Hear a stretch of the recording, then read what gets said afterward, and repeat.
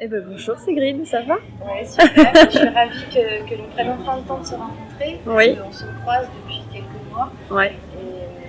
Et je découvre en fait ton parcours ce matin. Donc c'est Mhm. super, ça se fait un peu à l'impro. Ouais.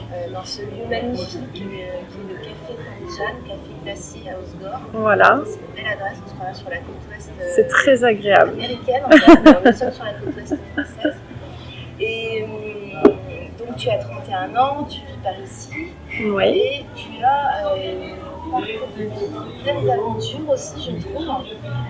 Du coup, est-ce que tu veux nous raconter que s'est-il passé ces 10 dernières années?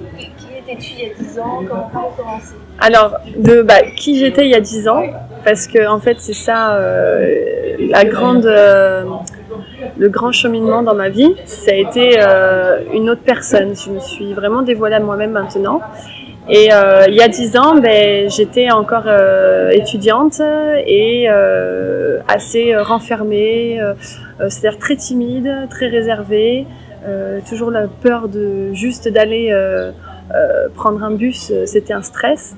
Voilà, donc il y a 10 ans de ça, ma dernière année d'études, on m'a offert l'opportunité de partir en échange scolaire. Donc année d'études dans le design, voilà, à Paris. Et j'étais partie pour mon master. Et puis c'est à ce moment-là, cette dernière année, on m'a dit, écoute, tu as des bonnes notes, si tu veux, tu peux partir. Et on m'a dit, par contre, tu as en choix, tu as quelques pays, dont l'Équateur. Et on m'a dit, il faut que tu me répondes maintenant. Et donc je me rappelle, ce professeur dans le couloir me dit, tu me donnes la réponse là, sinon c'est quelqu'un d'autre.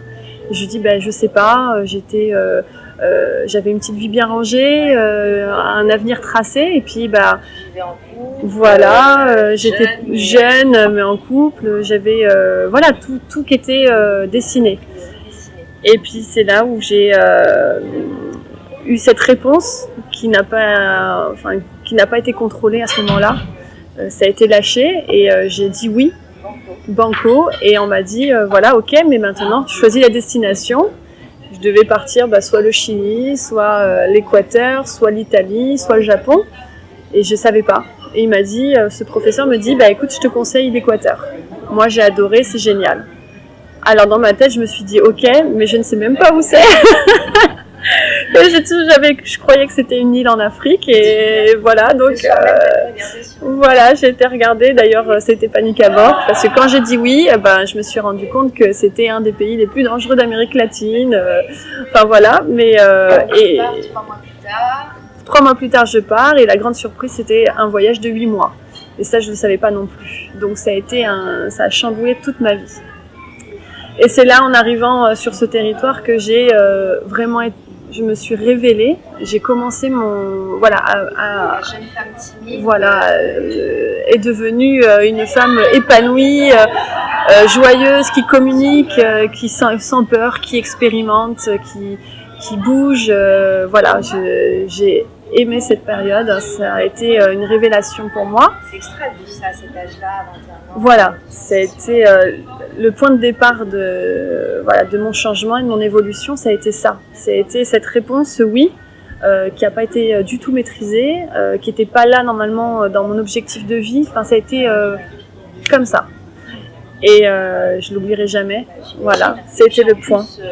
Une belle rencontre. Voilà, donc pendant ce voyage-là, c'est là où j'ai rencontré mon mari, mon époux d'aujourd'hui, en Équateur, on s'est rencontrés sur les côtes, au bord de plage idyllique, voilà, le surfeur, voilà, ça a été un peu le coup de foudre passionnel des vacances, et puis ça a mené toutes ces 10 années ensemble maintenant de vie. Après, je repars, voilà. Et puis après, je suis tombée enceinte, donc je suis maman aussi, une jeune maman, et d'un petit garçon Thiago de 4 ans. Et en fait, ça a été, on va dire, pour beaucoup de mamans, je pense, le deuxième déclic de notre vie, où c'est là qu'en fin de compte, en partant en Équateur, je me suis rendu compte que j'étais un peu mise au pied du mur. Voilà, il fallait que j'accouche, donc j'ai été partie pour accoucher en péridurale, comme notre système nous amène à... Voilà, tout simplement. c'était la française même à l'autre bout du monde. Voilà, je me pose pas la question. Je suis partie à 3 mois de grossesse, on se pose pas la question, je suis assez dans l'instant. Voilà, et c'est là qu'on me dit mais non, ça n'existe pas là-bas. Et donc c'était soit césarienne, soit accouchement naturel. Et ça a été là ce deuxième déclic où j'ai été en fait amenée à vraiment me poser des questions sur la vie, sur le système, sur tout ce qui nous entoure et le fait qu'on nous prive en tant que femme de ce moment en fait, parce que à vivre pleinement dans l'accouchement naturel, on a une conscience pendant l'accouchement où on vit pleinement chaque instant. Et ça a été une révélation dans ma vie et qui m'a amenée ensuite à vraiment questionner tout ce qui était autour de moi et à chercher un réel sens après à ma vie. Une fois que j'ai eu mon enfant, avec un accouchement merveilleux, en 2 heures de temps, sans douleur, idyllique. Et c'est après que je me suis dit, ok, la vie, maintenant, c'est quoi? Parce qu'après, j'ai été designer graphique dans des super agences, j'ai accompagné des présidents, ministres, des super projets, voilà. Mais j'étais toujours confrontée à l'ego en face de moi.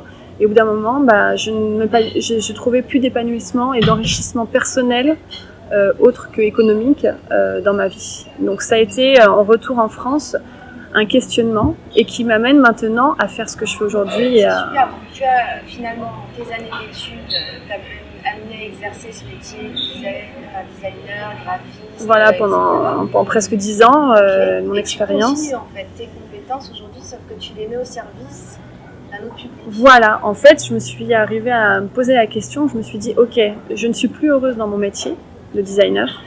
Je sais que j'ai des capacités autres qui sont difficiles à expliquer. Dans ma vie, j'ai eu toujours des choses qui se sont présentées au bon endroit, au bon moment, des intuitions, des choses que je ne pouvais pas expliquer. Et puis, c'est là où je me suis dit, ok, mon métier ne me plaît plus, mais ce que je fais et ce que j'ai acquis est tellement important pour moi. La création, c'est ce qui a toujours rythmé ma vie. Que ce soit dans le concret, dans l'artistique, dans la cuisine. J'ai toujours aimé créer. Et c'est là que je me suis dit, ok, je me suis posé la question, qu'est-ce que je vais faire aujourd'hui? Mon métier ne me plaît plus. Enfin, les personnes que je côtoie ne me plaisent plus. Et ça ne m'enrichit plus, en fait. J'étais en lutte perpétuelle. Et c'est là où on m'a apporté la réponse. Et j'ai rencontré des thérapeutes et de rencontre en rencontre, je me suis rendu compte que je pouvais apporter par mon métier un sens à certaines personnes qui peuvent aider d'autres personnes sur cette planète à évoluer.